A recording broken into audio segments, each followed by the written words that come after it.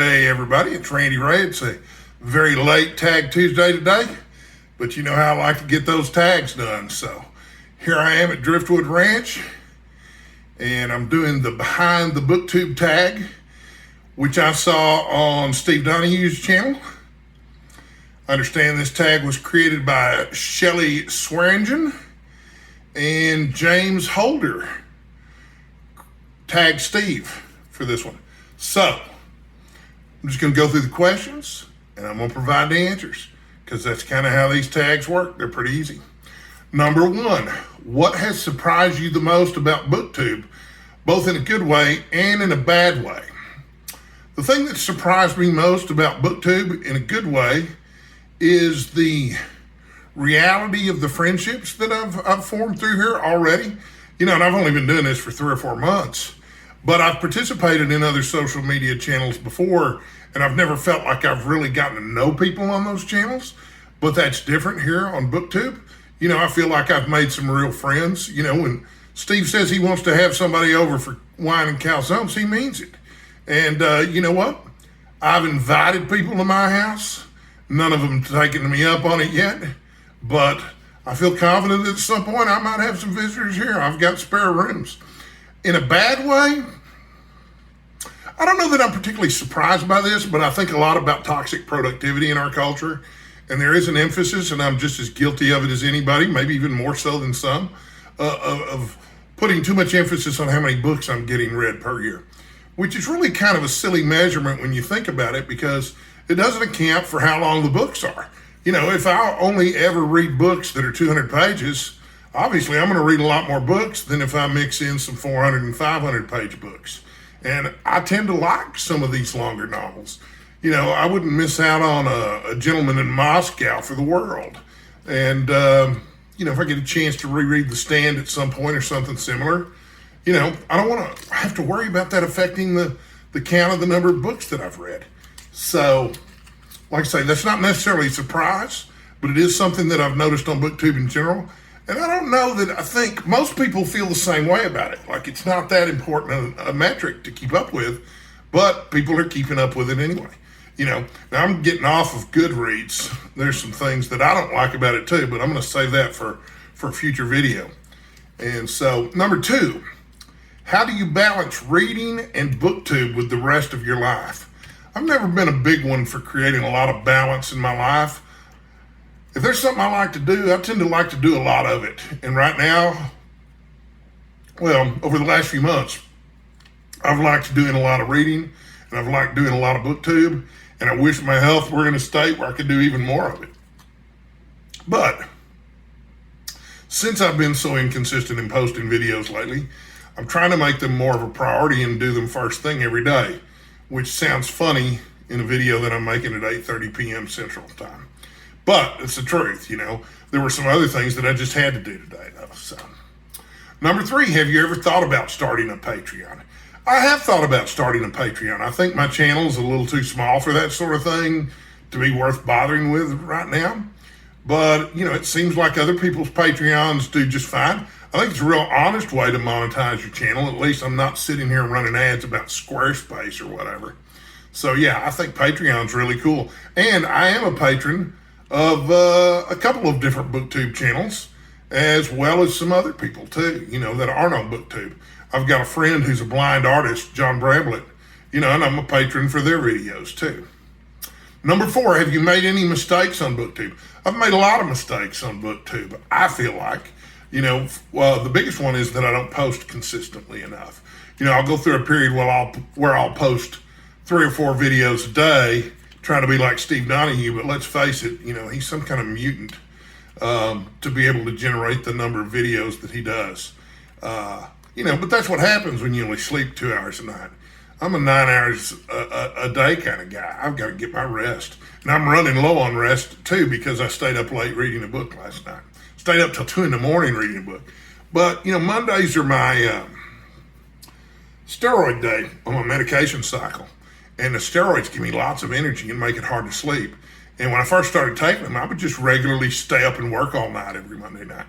But it, you know, when it comes crashing down on Wednesdays and Thursdays, when it starts to wear off, I really suffer for that.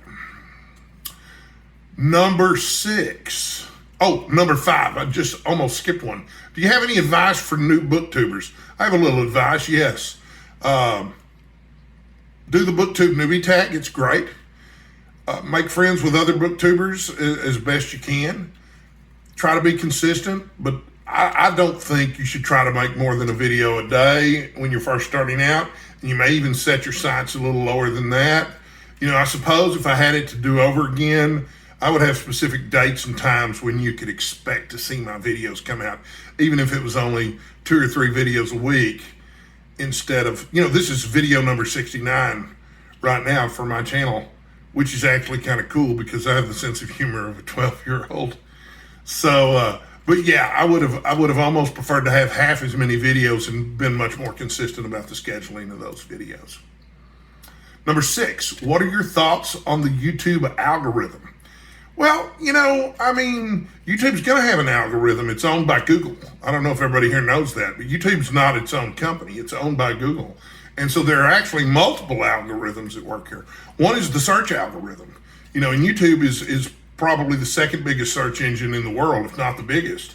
But you're limited to searching the videos on the YouTube channel. So that's an algorithm that seems to work pretty well. You know, if I go in and search for, you know, Star Trek Crucible McCoy, Provenance of Shadows, I'm probably going to find videos about that particular novel. You know, it's kind of a no-brainer. In terms of the algorithm that shows me which videos that I might want to watch next, seems fine. You know, I'm not dissatisfied with how that works. You know, they put a lot of effort into it. You know, there's somebody there in charge of that algorithm, and they have to justify their job. So you're going to see them continue to make changes to that algorithm, you know, for as long as this goes on, because if they're not making changes to the algorithm, the person in charge of the algorithm doesn't have any work to do anymore. And that's job number 1. Make sure you got a job. 7A, how do you decide what videos to make?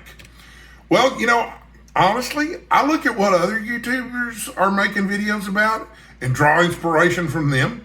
And it doesn't matter if it's the big booktubers or the small booktubers. Everybody's got great ideas for content, you know, but it also has to be something that I actually know something about. You know, I'm not going to sit here and try to make a video about Robert E. Howard or Edgar Rice Burroughs that's going to surpass what Michael K. Vaughan has already done. I'm just not that knowledgeable about those particular authors, not in the way that he is, you know. I mean, you know, it'd be fun to make those videos, but, you know, it's been done and it's been done better than I could do. On the other hand, I feel like I could put together a pretty kick-ass video about Arthur Conan Doyle, for example, who I know about and know a lot more about, having talked with Mark over at Book Time with Elvis the other day.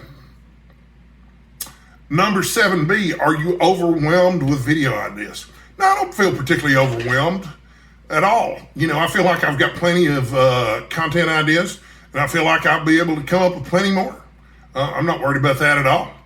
Number 8, have you regretted posting a video? No. 9A, are the numbers of views and subscribers meaningful to you? Well, okay, so there's meaningful and then there's meaningful.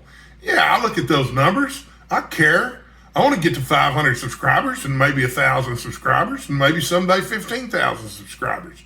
But I mean, it's not a reflection of my self-worth or anything. I have a really small, quote unquote, audience here, but the audience that I have is really engaged. You know, I get lots of comments. I like talking to people in the comments section. It means that people who watch my channel care about it, which, you know, to me, I'd rather have, you know, 450 subscribers who cared than 15,000 subscribers that didn't. So, you know, and of course, it's not one extreme versus another. You know, there's all points in between. But yeah, in the grand scheme of things, no, it doesn't really mean anything to me. This is not where I make my living. It'd be cool if it was where I make my living. I do make my living as an internet marketer, though. Number 9B, are the numbers of views and subscribers a measurement of success? Well, yeah, it's one way to measure success. You know, clearly, if I'm bringing in an audience and people want to hear what I have to say, That means I'm somebody's cup of tea. I don't think I'm ever going to be everybody's cup of tea in person or on Booktube. And I've learned to be okay with that. When I started going to AA a few years ago, I was actually delusional enough to think that everybody liked me. And when I found out there were people who didn't like me, I was really surprised. But one of the things about growing older is that you gain some perspective about these sorts of things. Number 10, are you disappointed by the growth on your channel? I wouldn't say that I'm disappointed. I'd hope to have more subscribers by now than I do, but I don't think that's anybody's fault but my own. I feel like if I'd been posting videos consistently, then I would have seen the kind of growth that I was expecting to see. But when you take 2 weeks off here and there, man, it's kind of your own deal. So, number 11, have you ever thought about quitting Booktube? I have not. I love this. I'll probably be making videos on here till the day I die. I know Steve Donahue mentions that every time somebody goes away for a little while, other things come in and fill up that Booktube space, and I'm determined to not let that happen to me. Yeah, I've been gone for a couple of weeks, but I'm back and I'm making videos again. So, and I'm going to try to, tone it down a little bit and not go on these content binges where I'm launching 3 or 4 videos a day for several days and then disappear. Number 12A, what are the most touching comments? I've been pretty open on here about my health. Most people know that I'm fighting cancer. I'm doing well. My day-to-day life is a lot different now than it was a year and a half ago. But for the most part, I'm really living and enjoying life, but I get a lot of comments, that are supportive of my health. Those are very touching. Also, when somebody comments, I had the exact same experience with that book. I find that touching too, because it means that, there are other people out there who think like I do, which, for a large part of my life, I was convinced nobody thought about things the way that I do. 12B, what are the most negative comments? I haven't had any negative comments other than one person came in and commented that they had seen an ad on my channel. And, that doesn't really have anything to do with me. YouTube's going to show you some ads. That's how it works, man. If you don't want to see ads on YouTube, there's ad blockers out there. But the easiest thing to do is just to subscribe to YouTube Premium. When you spend as much time watching Booktubers every day as I do, that really pays off pretty quickly. Number 13, in regards to Booktube, where do you see yourself in 5 years? I feel like I'm interviewing for a job right now. With any luck, 5 years from now, I will still be alive and healthy and hopefully in remission from cancer, and have 100,000 subscribers and be making my living on YouTube, which, I hate to talk about Steve Donahue all the time, but he's expressed so many opinions that it's kind of hard not to say something about him every now and then. But according to Steve Donahue, once you start making a living off of Booktube, it loses a lot of its allure and it's not very much fun anymore.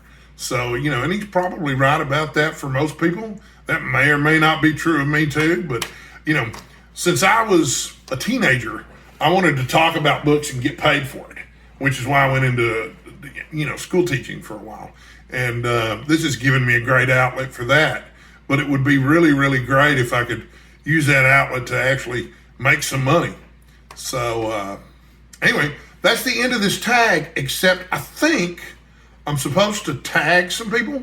But I think instead of tagging people today, I'm just going to say, hey, if you watch this video, haven't already done this tag, you ought to do it. These are cool questions. It was a fun tag to do. And I'll be back shortly with another Tag Tuesday video, because when it comes to tags on Tag Tuesday, the literate Texan just can't get enough. Until then, stay hydrated and stay sexy.